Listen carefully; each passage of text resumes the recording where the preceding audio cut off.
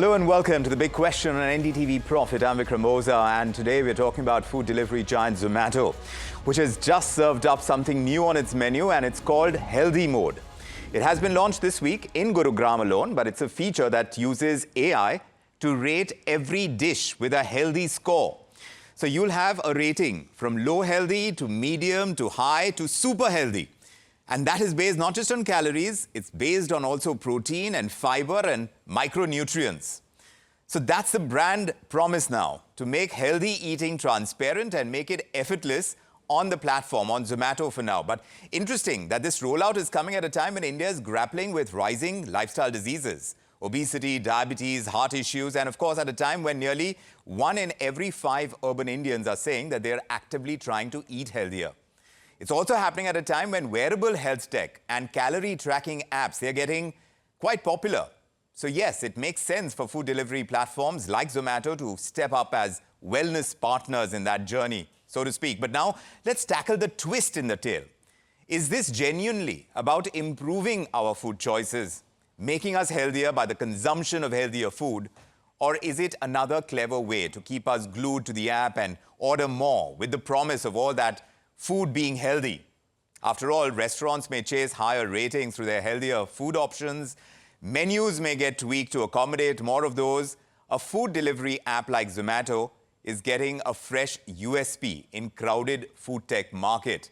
So that is the question that we're asking. Is this about big business, or can it be an actual health booster for consumers right now? It's the big one that we are taking across to our panel that's joining us.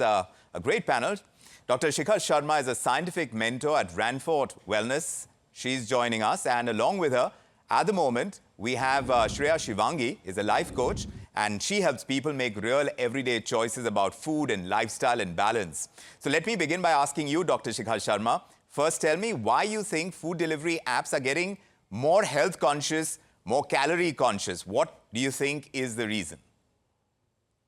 I think the fundamental reason is that people are getting more health conscious. Their target consumer is getting more health conscious, and therefore food delivery apps who are not considered actually the healthy way of eating, so they want to be seen in a new light.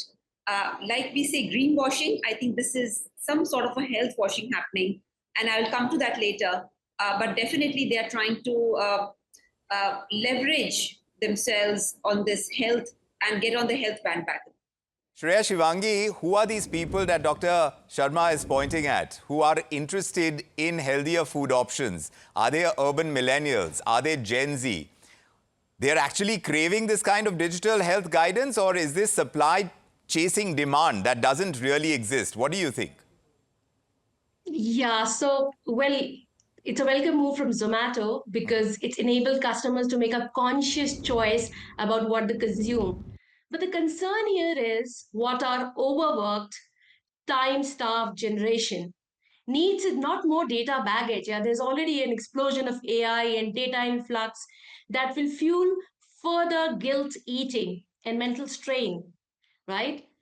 But what we seek is a holistic, mindful, end-to-end solution. A healthy mode filter is useful, but it isn't a mindful, holistic solution. Like, imagine, like how we still smoke despite all the warnings. So we'll still consume the pizzas, but maybe with more guilt. So are we addressing that? You're No. saying, Shreya, that we are going to still continue with our old habits because there is something called consumer behavior. We'll continue doing that, but perhaps we'll do it more with guilt rather than making any active change. What do you think as a nutrition expert, Shikhar Sharma?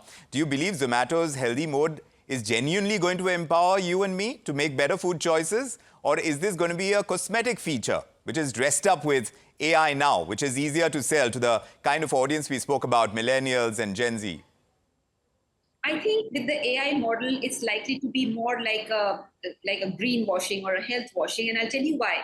A lot of years back, there was a research which was done in American schools that how much vegetables are the children eating, and it came out that 100% of kids were eating vegetables. And you know what really came out once they did a deep dive, because they themselves were shocked to see such a wonderful result, was that the kids were reporting vegetables in terms of potato chips and tomato ketchup. So I think if we use AI like that, where we are talking about calorie, then a biscuit with high protein and high fiber, but a lot of chemicals and preservatives could come up in the AI engine as a health food. So I think what needs to be really understood is how is the algorithm of this AI being designed? Because if it is only about calories and proteins, then a lot of chemical foods will get in, which are by no stretch of imagination healthy. So that is a point well taken. But Shreya, Shivangi, when you're talking about something that is a one-size-fits-all, one also wonders whether we are going to set aside our individual needs. When our health journeys are concerned, we have very specific needs. So how is that going to add up when you have a generic score, which is a healthy score? If we decide to go with it, or perhaps not like you're saying, but it still begs the question that can you have something as generic as this that applies to everyone rather than address my own personal health journey?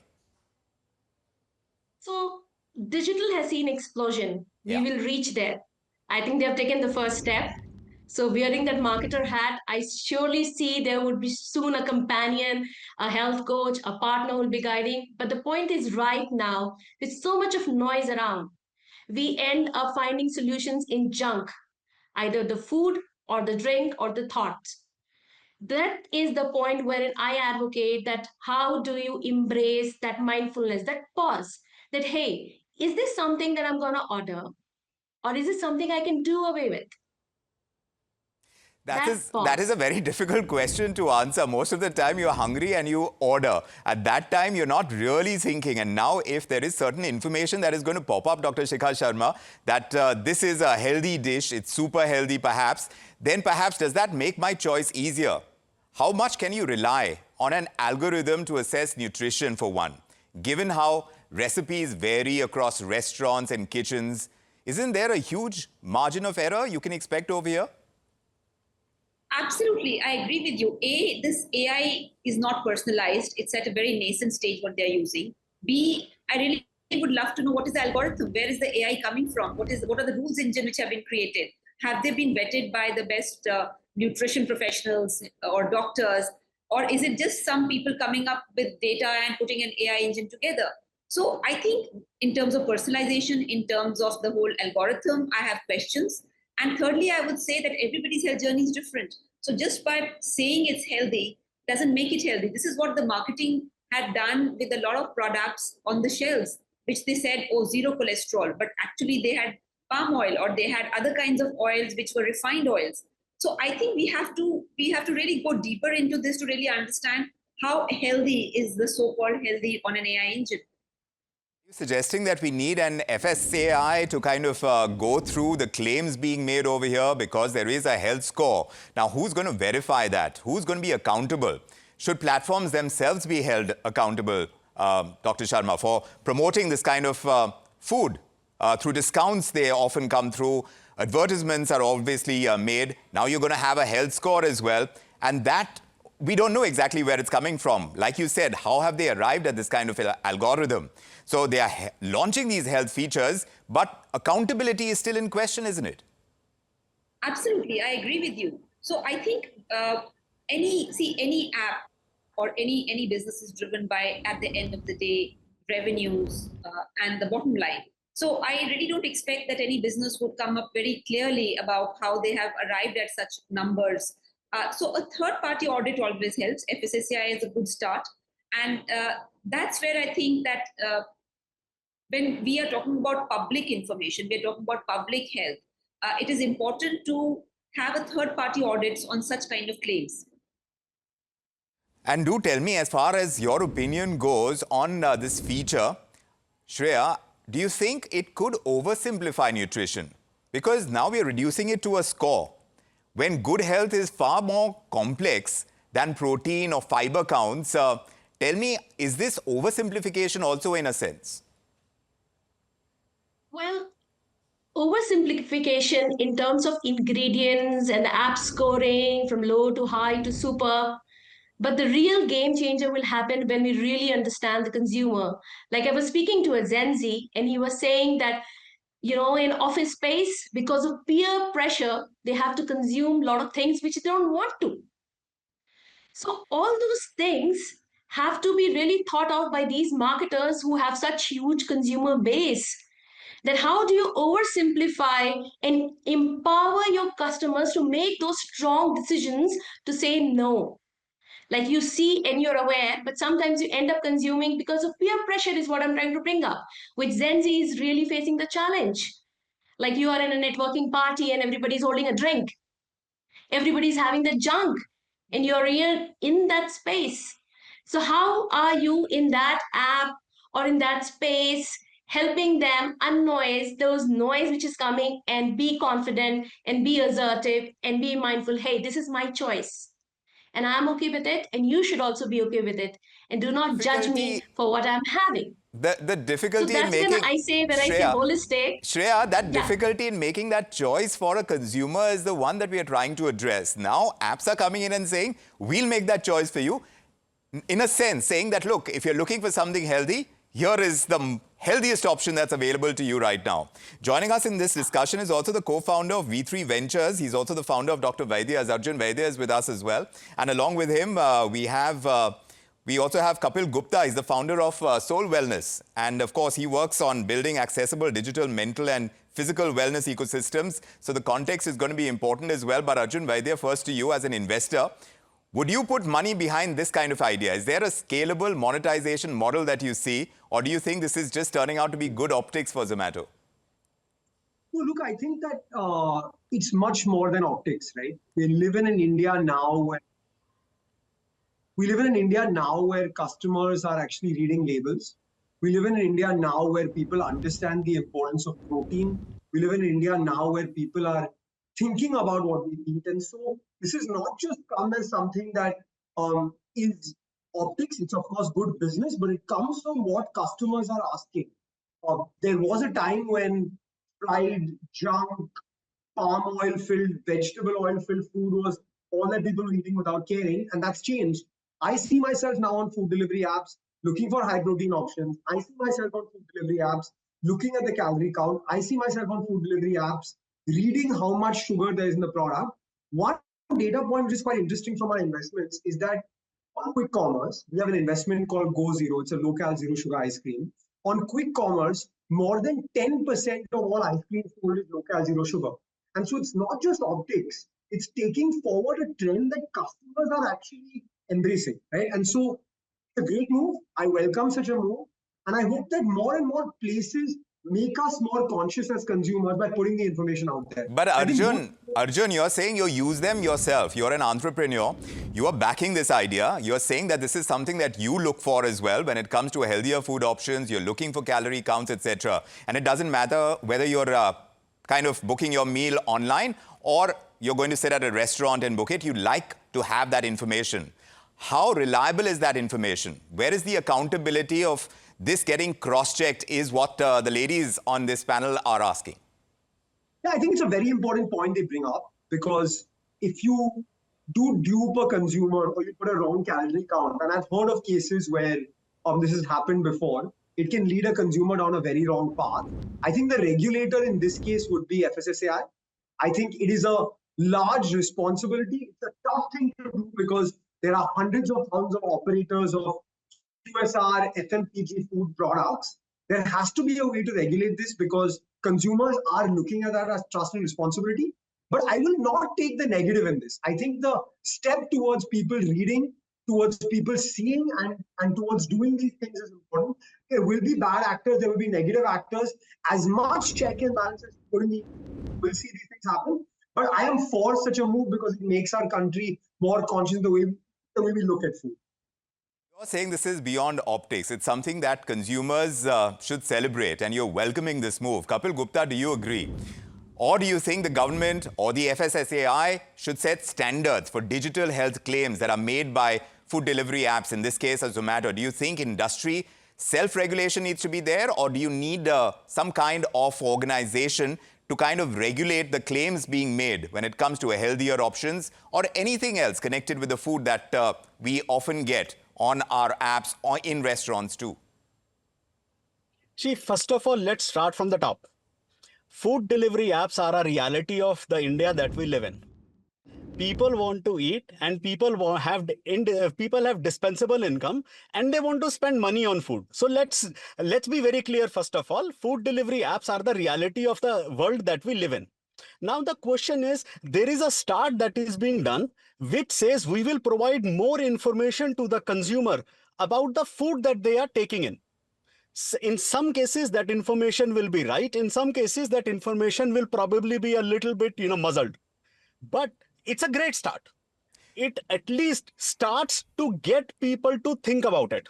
See, in a lot of ways, the paradigm that we live in now, most people will take that information, plug it in Google, plug it in Chat GPT, plug it in whatever AI that they use, and they will actually cross verify that.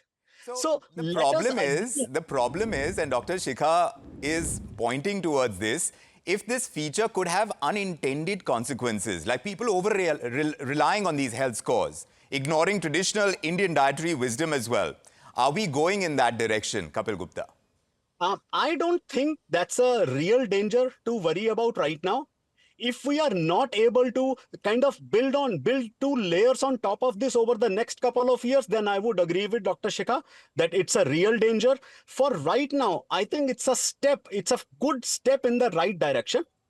Beyond this, there should be more controls that should come from the government. Right. Beyond this, there should be a lot more independent AI. I mean, I would put it as an entrepreneurial opportunity for people to actually create some kind of a layer on top of Zomato that says, don't trust what Zomato is saying, come here and recheck that, and then kind of make your own health decisions. Right. Also, I think the question is, it is in a lot of ways, it is going to get more and more people educated, informed, and worrying about the food that they put in their mouth. Right.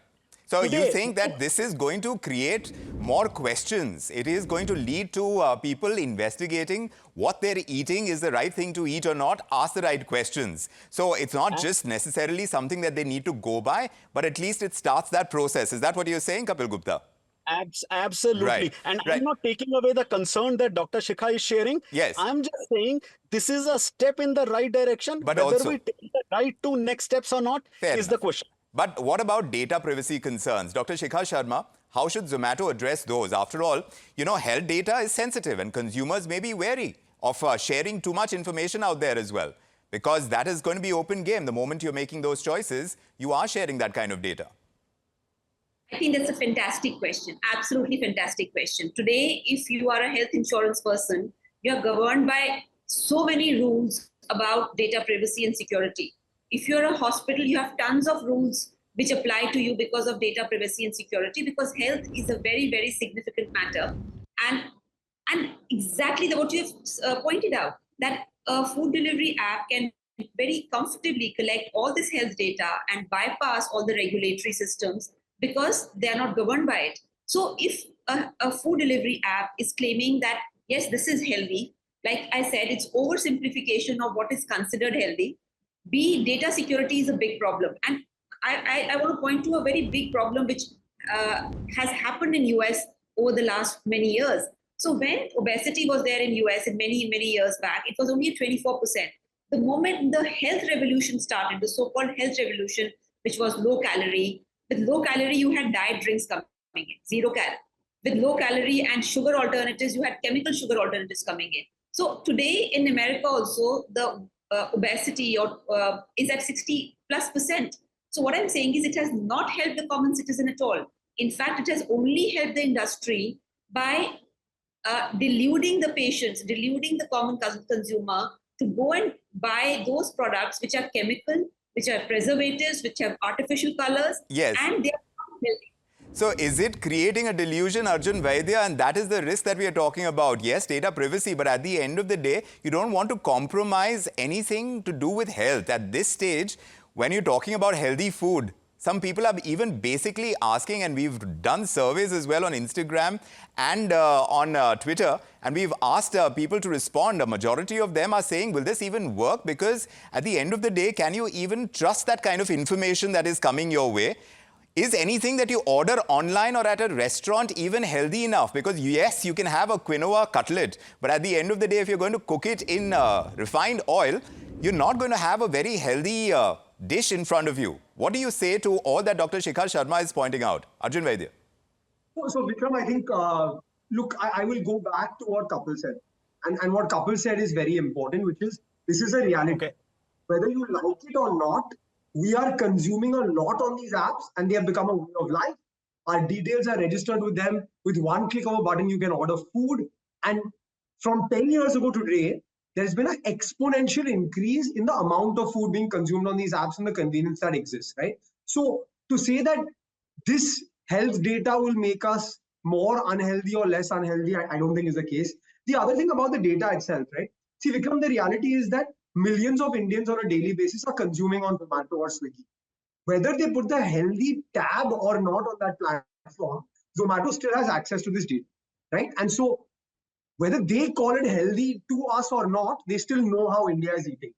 I think on the illusion, right? I think there is data being provided to you as a customer, but I will not go so far to say that the Indian customer is completely uneducated or will believe everything they say. My friend Revant, who runs an amazing platform called Food Farmer, has got the largest FMCG companies in India through just content to change what they have been giving us for so many years, which is food full of ingredients that are not good for us. Right. And so I feel like as customers, we are smarter, and it's our job to see what we see, but also go and do that limited research in the world of completely democratized So information. again, it's coming back to buyers beware.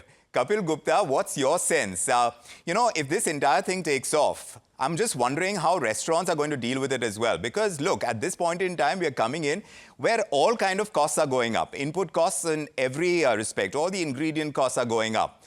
People are finding ordering food from outside very expensive. Can this nudge restaurants into altering recipes for better scores at one level? But that also means that costs could rise. There is an economics behind this. Restaurants right now, I mean, in my view, restaurants right now are overcharging the consumers by, I don't know how many, what percent. I think in a lot of ways, this doesn't necessarily simply increases the cost from a restaurant perspective. I think it gives the right incentive for the right kind of restaurant to put this information out and actually make a lot more money. If you actually look at it, there are several restaurants right now that promote themselves as purely health food. Right. And they charge at least 2x of what a normal restaurant does. That is true. And people go there. I mean, people care about it and people go there. I think, see, there is no, the problem in a lot of such debates is we get into thinking there is one India. We do not live in one India. That is true. We live in an India which developed people. We live in an India which has, impoverished people. But will an app, today an app, I'm talking about accessibility as well, because this is about Zomato and an app and it's offering on the health score. Does an app rating have the power to change behavior more effectively than family, culture, or even doctors? Kapil. First of all, there are 1 billion plus internet users in India. So let's not worry about accessibility. I think that's a good play that we used to do 10 years back. Right. Okay. Secondly, I don't think it's a question of either or. I don't think we are talking about ancient wisdom versus what the family, what your grandmother says versus what an app says. I think it's a combination. Different users will make different choices. All that we need to do as entrepreneurs, as activists, as revolutionaries, as conscious people is to ensure the user has information available. How they use it, what they do with it, and the decision that they make is actually dependent upon the decision. If somebody makes the bad choice of having unhealthy food, like I for one am somebody that does not really bother much about health of the food I'm taking in. I just eat it. I mean, it's a disclaimer from my side. Right. But people make their own. And that's the point that Shreya was saying. That, regardless of any score that you put out, healthy score, eventually people are just going to do what they are used to doing. So this doesn't really help. It does make the problem a little more complex, and that's what we're trying to discuss with this healthy mode of Zomato. Of course, it's only live in Gurugram. Right. So, Vikram, my office is in Daryaganj. Right. Unless I eat, chola bhatura or good kebabs from Kareem's or, good samosa from Daryaganj, I mean, my day doesn't get completed. There you go. So it doesn't make a difference what Zomato's healthy score is. No, I don't even order Zomato. Right. All right. I'm running out of time, and my producer is saying I need to close. But this plan that we are seeing. Sorry, what are you saying? I won't agree with that, Vikram. I think this You won't agree. Yes. discourse about healthy Vikram, eating. just one point I wanted to make. Sorry, that Shreya, I if you think can with do all- it very quickly, I need to close the show. Very quickly. I think all of this is really enabling the customer, but there's still a gap. We are not empowering the customer Yes, to you did make the mention that. mindful choice. Fair enough, fair enough. But we'll have to carry on this debate. Of course, what started as an industry built purely on speed and convenience is now getting reshaped by this collective demand for transparency, for balance, better choices as well. And they are trying to be enablers on that journey. The food delivery game, of course, no longer just about what reaches your plate, but how responsibly it gets there as well. This debate is going to carry on, but my thanks to Dr. Shikha Sharma, Arjun Vaidya, Kapil Gupta, Shreya Shivangi. Thank you for joining us, and our viewers too for making the time for being with us on The Big Question here on NDTV Profit. I'm Vikram Oza. Good evening.